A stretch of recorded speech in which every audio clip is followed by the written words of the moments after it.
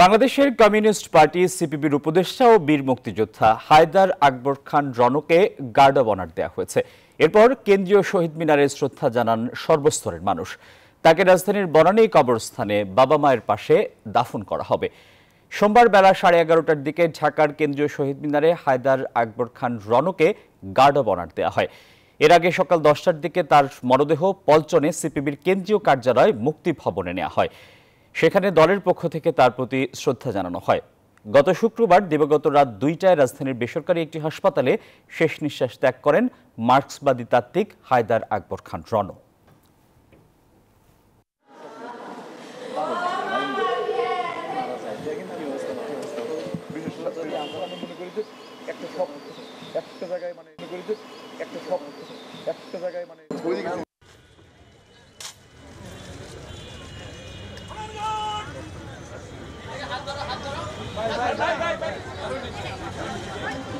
ভাইয়া একটু সরি ভাইয়া।